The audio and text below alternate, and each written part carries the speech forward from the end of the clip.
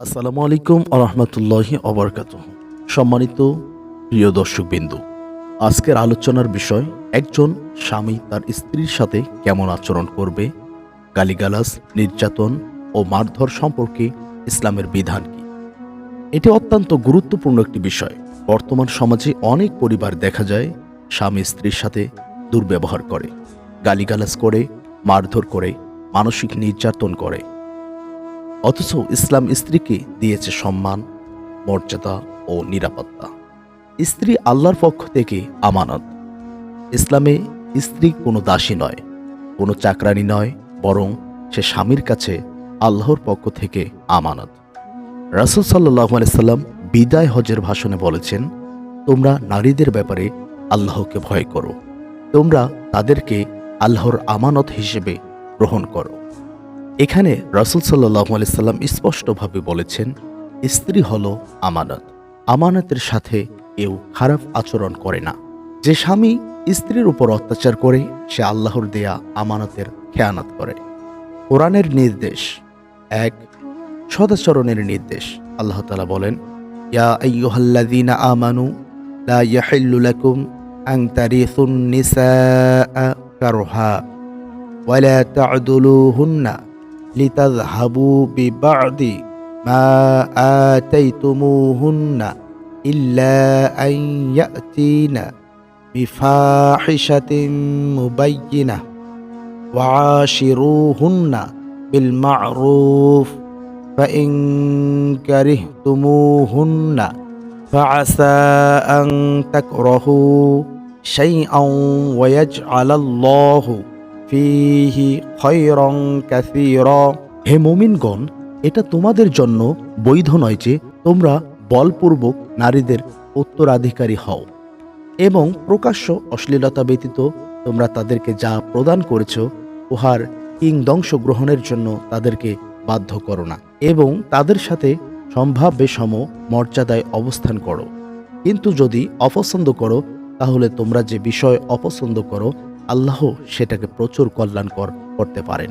সূরা আন-নিসা 4 নম্বর সূরা 19 নম্বর আয়াত। এর অর্থ সুন্দর ভাষায় কথা বলতে হবে, সম্মান করা, ভালোবাসা দিতে হবে, কষ্ট না দেওয়া, ভুল হলে নম্রভাবে বিনয়ের সাথে বোঝাতে হবে।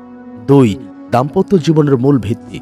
আল্লাহ তাআলা বলেন, অমিন আয়াতিহি আন খালাকা লাকুম মিন আনফুসিকুম আজওয়াজাল লিতাসকুনু ইলাইহা ওয়া জাআলা বাইনাকুম মাওয়াদ্দাতাও ওয়া রাহমাতান ইন্না ফী যালিকা লাআয়াতিল লিকওমিন ইয়াতাফাক্কারুন। এবং তার নির্দেশনাবলীর মধ্যে রয়েছে যে তিনি তোমাদের জন্য তোমাদের মধ্যে হতে সৃষ্টি করেছেন তোমাদের সঙ্গিনীদেরকে, যাতে তোমরা তাদের সাথে শান্তিতে বাস করতে পারো, এবং তিনি তোমাদের মধ্যে পারস্পরিক ভালোবাসা ও দয়া সৃষ্টি করেছেন। চিন্তাশীল সম্প্রদায়ের জন্য এতে অবশ্যই বহু নিদর্শন রয়েছে। সূরা আর-রুম 30 নম্বর সূরার 21 নম্বর আয়াত। ভালোবাসা, দয়া, সম্মান ও সহনশীলতা।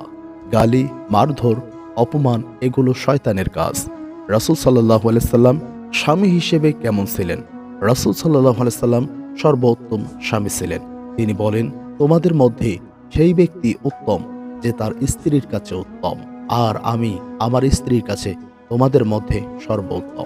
জামিআ তিরমিজি। রাসূল সাল্লাল্লাহু আলাইহি সাল্লাম কখনো স্ত্রীদের গালি দেননি, কখনো মারধর করেননি, কখনো অপমান করেননি। আয়েশা রাদিয়াল্লাহু তাআলা আনহা বলেন, রাসূল সাল্লাল্লাহু আলাইহি সাল্লাম কখনো কোনো স্ত্রী বা খাদেমকে হাতে আঘাত করেননি। সহিহ মুসলিম। এটাই একজন মুসলিম স্বামীর আদর্শ। গালিগালাজ করা কি জায়েজ? গালিগালাজ করা বড় গুনাহ। রাসূল সাল্লাল্লাহু আলাইহি সাল্লাম বলেছেন, মুমিন ব্যক্তি গালি দেয় না, অভিশাপ দেয় না, অশ্লীল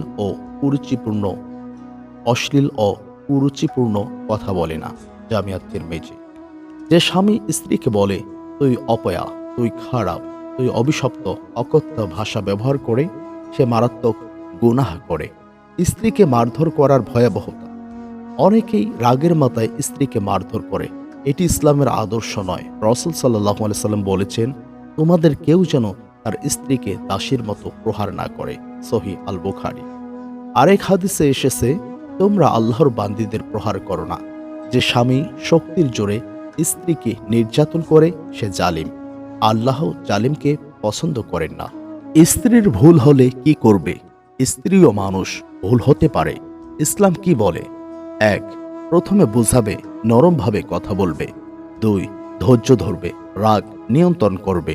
রাসূল সাল্লাল্লাহু আলাইহি সাল্লাম বলেছেন, শক্তিশালী সে নয় যে কুস্তিতে জয়ী হয়, শক্তিশালী সে যে রাগের সময় নিজেকে নিয়ন্ত্রণ করতে পারে। সহিহ আল বুখারী। 3. পরামর্শ করবে, সমস্যা হলে আলোচনায় বসবে। 4. পরিবারের বড়দের সাহায্য নেবে, সমাধানের চেষ্টা করবে। স্ত্রীর অধিকার। ইসলামে স্ত্রীর কিছু মৌলিক অধিকার আছে। 1. ভরণ পোষণ, খাদ্য, বস্ত্র, বাসস্থান দেওয়া। 2.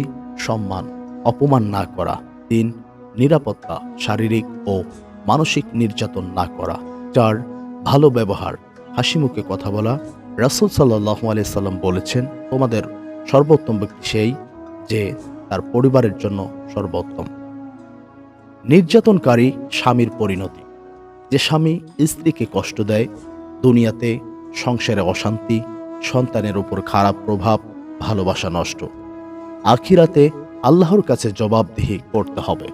রাসূল সাল্লাল্লাহু আলাইহি ওয়াসাল্লাম বলেছেন, তোমাদের প্রত্যেকেই দায়িত্বশীল এবং প্রত্যেককে তার দায়িত্ব সম্পর্কে জিজ্ঞাসা করা হবে। সহিহ আল বুখারী।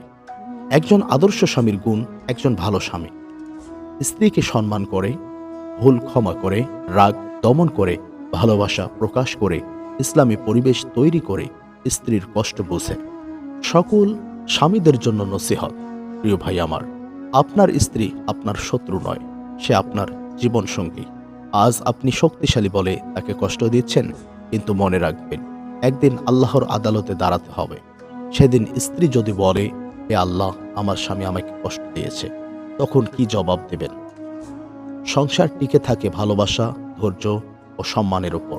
গালি দিয়ে নয়, মারধর করে নয়, নির্যাতন করে নয়, বরং ভালোবাসা দিয়ে, ক্ষমা দিয়ে, সুন্দর আচরণ দিয়ে সংসার টিকিয়ে রাখে।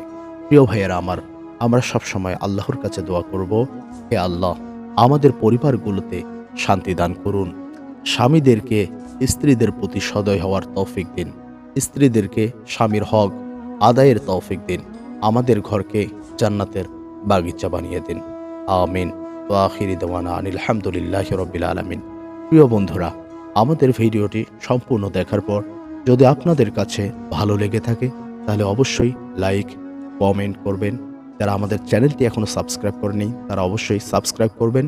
ফেসবুক থেকে যারা দেখতেছেন, অবশ্যই পেজটি ফলো দিবেন এবং ভিডিওটি গোটা পৃথিবীতে ছড়িয়ে দেওয়ার জন্য বেশি বেশি করে শেয়ার করবেন। ভালো থাকবেন, সুস্থ থাকবেন। আল্লাহ হাফেজ।